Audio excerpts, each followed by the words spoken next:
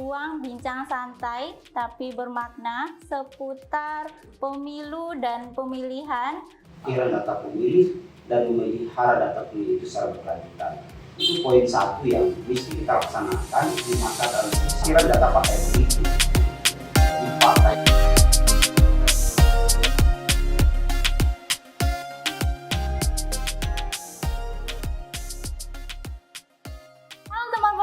Selamat datang di podcast KPU Kabupaten Pasaman. Gimana kabarnya teman pemilih di luar sana?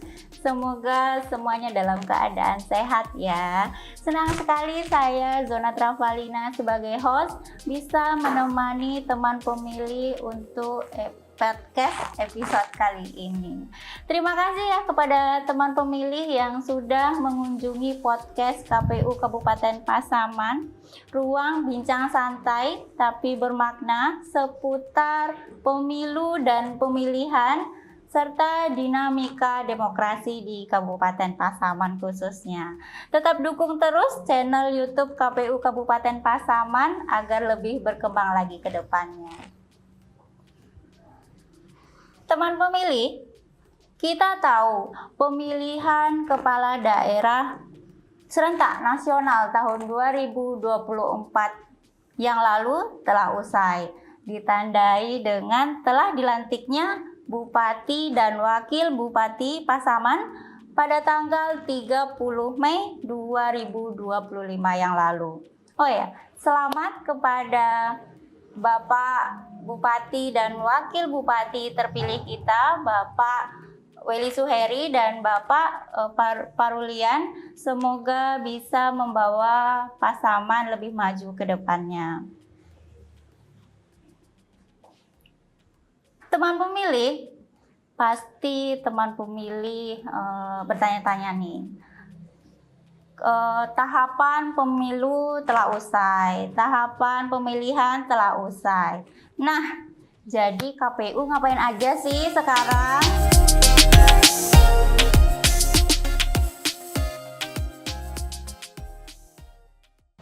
Bersama saya sudah hadir narasumber hebat kita yang akan membahas tentang kegiatan-kegiatan KPU pasca tahapan pemilihan. Siapa ya narasumbernya? Ketua KPU Kabupaten Pasaman, Bapak Taufik SSI. Selamat datang Bapak. Terima kasih Mbak Ona. Gimana kabarnya Pak? Alhamdulillah sangat baik, luar biasa. Sehat ya Pak ya? Alhamdulillah. Ya, teman pemilih, ini adalah Ketua KPU Kabupaten Pasaman, Bapak Taufik SSI. Mungkin Bapak Taufik ada yang teman pemilih yang di luar sana yang belum mengenal atau yang belum baru bergabung dengan KPU Kabupaten Pasaman, channel YouTube KPU Kabupaten Pasaman, belum mengetahui siapa sih Ketua KPU Kabupaten Pasaman. Boleh sedikit perkenalan singkatnya Pak?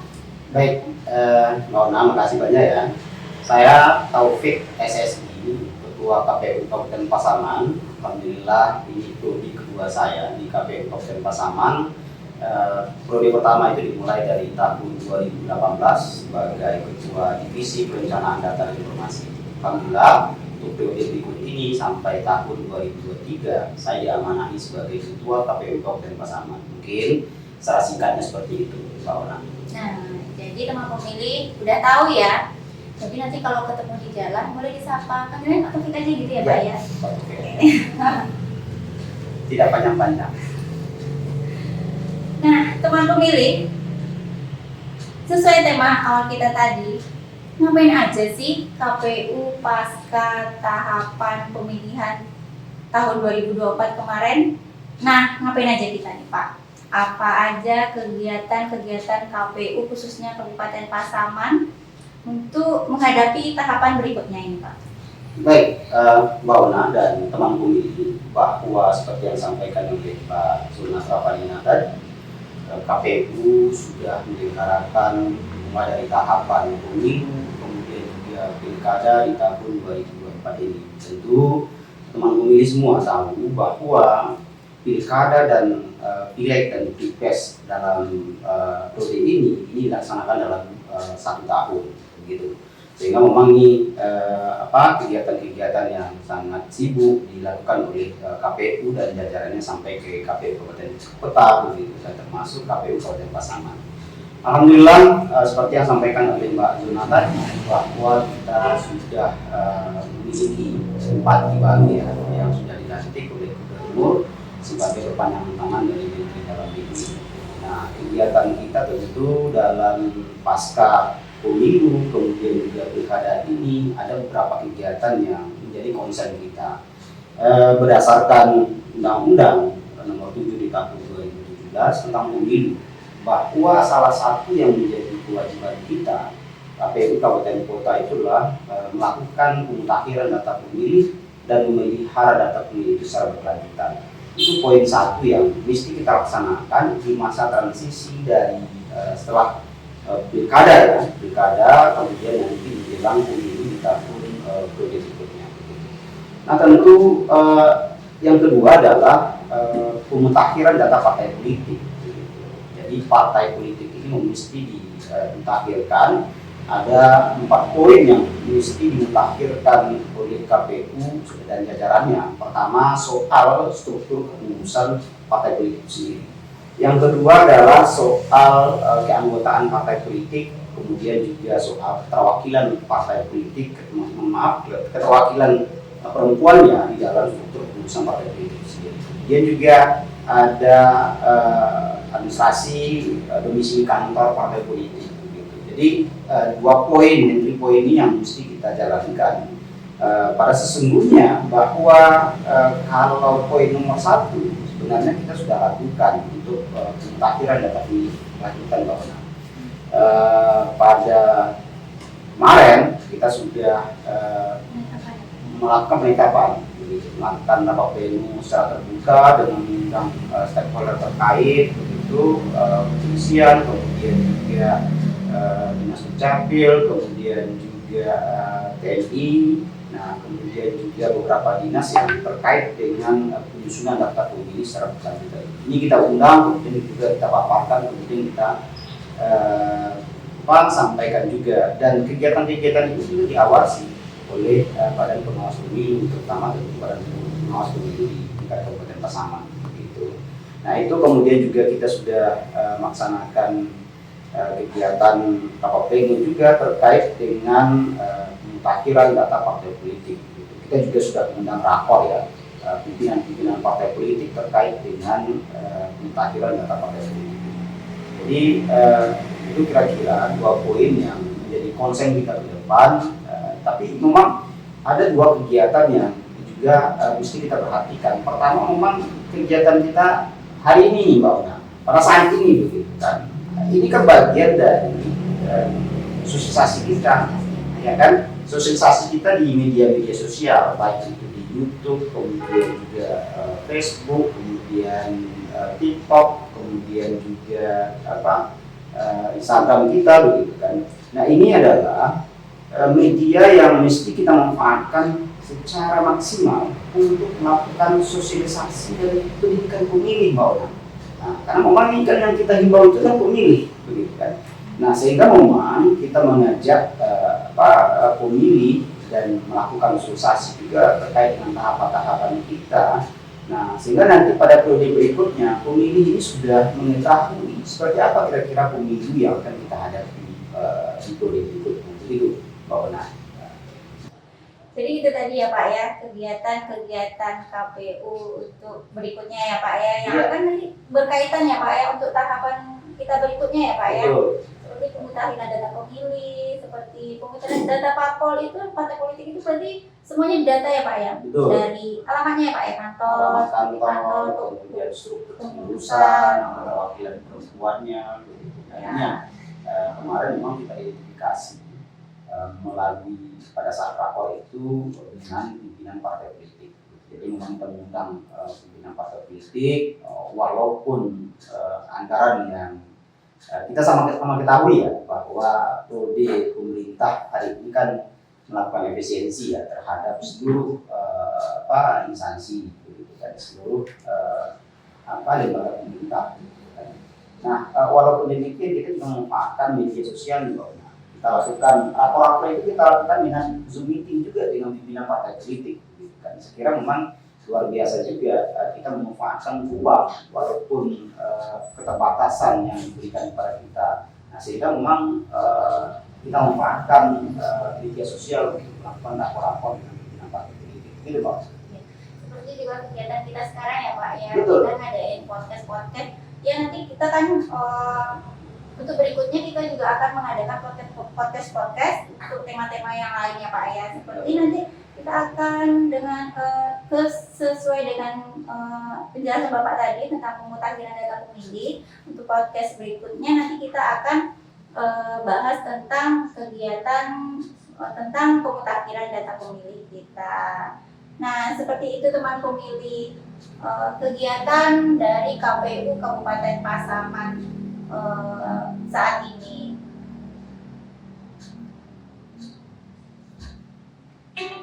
Teman pemilih, selain itu kita juga ada kegiatan rutin juga ya Pak ya, seperti administrasi perkantoran, tentang kepegawaian, keuangan, itu masih rutin ya Pak ya, selalu setiap bulannya kita lakukan. Jadi mau berdasarkan peraturan KPU tentang tata kerja, kita kan mesti melaksanakan yang namanya rapat pleno rutin. Jadi di dalam rapat pleno rutin inilah kita bahas soal realisasi anggaran, kemudian juga laporan anggaran, kemudian juga kegiatan-kegiatan sebelumnya, kemudian juga kegiatan-kegiatan yang akan kita kerjakan pada periode berikutnya ataupun minggu berikutnya. Jadi salah satu misalnya kan podcast hari ini kita juga sudah bahas di dalam rapat pleno rutin. Jadi memang pertemuan anggota KPU, kemudian juga sekretariat, minimal dalam satu minggu itu kita juga hadir secara bersama-sama untuk membahas atau diskusi terkait dengan kegiatan-kegiatan yang kita laksanakan. Selain dari persoalan misalnya administrasi, kemudian keuangan, saya juga lupa tadi membawa. Ada sebenarnya satu kegiatan lagi yang menjadi kegiatan rutin kita dari periode sebelumnya. Apa itu? Nah, contoh misalnya kan kita kan juga memproses soal pergantian antar waktu DPRD Kabupaten Pasaman, PAW, gitu kan?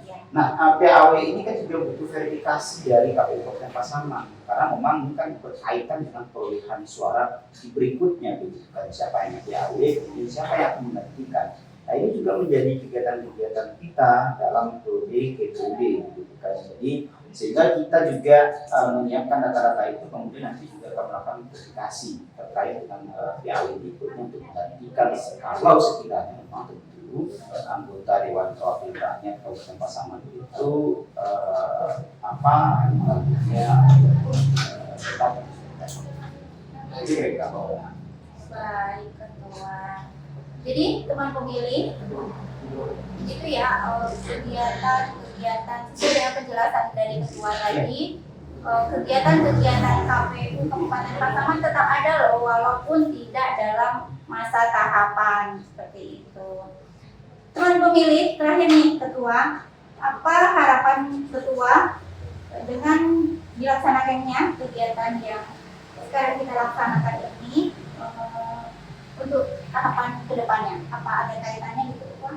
Ya, ini menarik ya bahwa kalau kita melihat dari regulasi yang ada, terutama tentu di Undang-Undang Nomor 7 di tahun 2017 terkait dengan pemutakhiran data pemilih secara berkelanjutan. Jadi memang diatur langsung oleh Undang-Undang tahun 2017. Kemudian juga kita diamanahkan untuk melakukan memelihara data, ya kan, data pemilih. Nah, salah satunya melalui pemutakhiran data pemilih berkelanjutan ini. Nah, bekerjasama dengan pihak yang terkait, misalnya kan Dinas Dukcapil, kemudian juga Wali Nagari, kemudian instansi-instansi terkait, misalnya kan kayak kita Polri juga, gitu kan. Kenapa demikian? Karena kalau kita mengacu kepada memutakhirkan, tentu ini kan kata-kata mutakhir itu kan data terakhir, gitu kan. di dalam setiap tahun maupun bulan, kadang-kadang memang ada TNI dan Polri itu yang menjadi pensiun dia.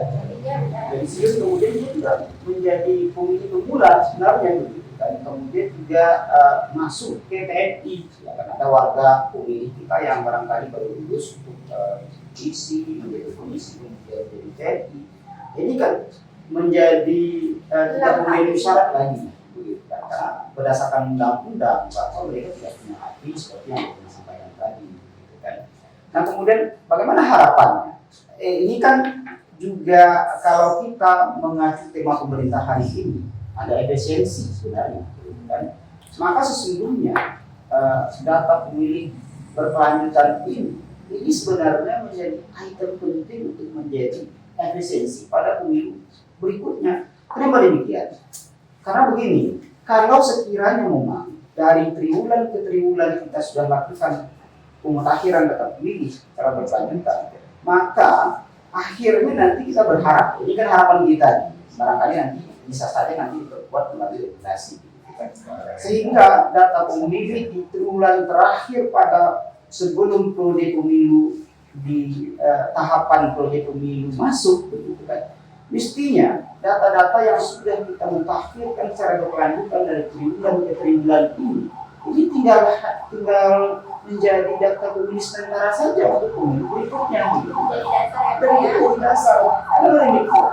Karena kalau kita kaitkan dengan efisiensi, ya kan, maka sesungguhnya ada beberapa item yang bisa diefisiensikan. Apa itu? Contoh misalnya kan untuk perekrutan PPDP, ya, petugas pemutakhiran data pemilih. Coba bayangkan bahwa kalau sekiranya kan honor petugas PPDP itu satu orang itu 1 juta, kalau kita mengacu ke TPS kita kemarin itu lebih kurang 913, ya kan, kali 1 juta kan untuk KPU Kabupaten Pasaman, untuk Kabupaten Pasaman saja itu sudah 913 juta. Luar biasa begitu kan. Belum lagi misalnya kan logistik yang mereka butuhkan, atribut-atribut yang kita adakan, sehingga memang ketika mereka bekerja di lapangan bisa dikenali oleh para pemilik lainnya, dan masyarakat begitu kan. Nah, ini kan soal efisiensi nih Mbak Ona.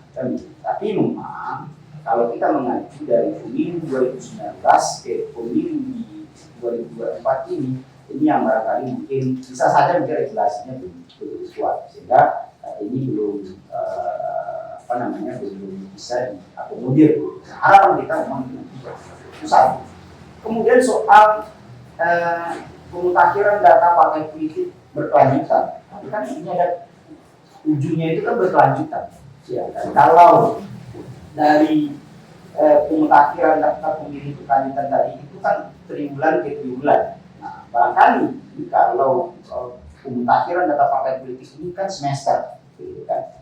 Yang akan pemutakhiran itu kan selalu seperti 4 elemen tadi, gitu kan. Sumber urusan, kemudian juga anggota partai politik, kemudian juga keterwakilan perempuan, kemudian sumber urusan itu sendiri, kemudian juga alamat kantor, dan pada saat verifikasi partai politik ini juga entry point yang mesti kita kerjakan. Kalau sekiranya memang ini betul-betul dimutakhirkan secara teliti, sesuai dengan prinsip pemutakhiran data, nah, saya kira nanti ini juga akan menghemat anggaran pemilih pada pemilu itu. Jadi ini sangat luar biasa sebenarnya, Mbak. Itu terkait dengan pemutakhiran data pemilih berkelanjutan, kemudian juga pemutakhiran data partai politik, kemudian juga sosialisasi dan pendidikan pemilih di Bapak. Ya kan, coba bayangkan. Sebenarnya di satu sisi, di samping kita punya amanah, ya kan, punya tugas untuk melakukan pendidikan pemilih, partai politik sebenarnya juga punya andil yang cukup besar untuk melaksanakan pendidikan politik kepada pemilih. Nah, kita memang berharap bahwa bagaimana sinergi antara kita sebagai penyelenggara dan juga partai politik sebagai peserta pemilu ini sama-sama melakukan pendidikan lah para pemilih, kan? Kan sama-sama kita ketahui bagaimana misalnya masih banyak hal yang mesti kita perbaiki dalam konteks misalnya kan datang ke TPS, pemilih itu datang ke TPS misalnya, kan ada yang belum tahu, belum kenal misalnya pasangan calonnya, kemudian juga ada yang salah coblos misalnya, ya kan, kemudian apa sih yang menjadi tolak ukur misalnya seseorang itu memilih pasangan calon atau barangkali partai politik atau calon legislatif gitu kan. Nah, ini yang mesti kita sampaikan gitu kan. Nah, sehingga memang demokrasi kita itu bisa berkualitas, penyelenggaraan pemilu kita itu bisa berkualitas. Ya, karena memang ukuran demokrasi itu baik kan bukan hanya soal kuantitas tapi juga kualitas pemilihnya. Nah, kemudian kita juga berharap ya, mudah-mudahan memang efisiensi untuk kegiatan-kegiatan kita yang lain ini cepat untuk ya dipertimbangkan oleh pemerintah. Begitu kira-kira Mbak Ona. Iya, terima kasih Pak Taufik, udah penjelasannya, udah panjang lebarnya. Seru ya teman pemilih obrolan kita, bincang-bincang kita pada episode kali ini.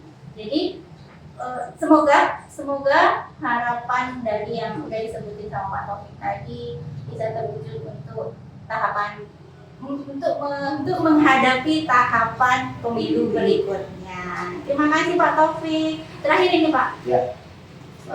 Ajak dulu deh Pak teman pemilih untuk terus dukung channel YouTube kita Pak. Baik, teman pemilih si Kabupaten Pasaman, mari ikuti kami, kegiatan-kegiatan kami melalui channel YouTube kami yang barangkali nanti akan ada episode-episode berikutnya, sehingga memang teman pemilih bisa mengantisipasi narasi-narasi seperti itu dan melihat apa saja yang menjadi kegiatan-kegiatan kami pasca pilkada di tahun 2024. Ayo dukung channel YouTube-nya KPU Kabupaten Pasaman. Jangan lupa subscribe ya. Ya. Terima kasih Pak Taufik atas waktu dan kesempatannya. Gimana teman pemilih? Terima kasih sudah mengikuti bincang-bincang santai kita pada hari ini. Terima kasih juga Pak Taufik atas kesempatannya. Sehat-sehat selalu ya Pak ya. Terakhir ada kata-kata hari ini Pak? Ya. Kalau nggak ada, saya deh Pak. Oh ya, silakan Mbak. Bapak ada. Bapak aja dulu, habis itu saya. Baik. Ya, kata-kata untuk hari ini, mari semangat jalannya aktivitas, salam sehat selalu. Itu dia. Dari saya ada nih, teman pemilih. Seberat apapun masalah Anda, jangan pernah ditimpa. Kenapa? Kenapa Pak? Karena gak bakalan laku. Sampai jumpa lagi. Sampai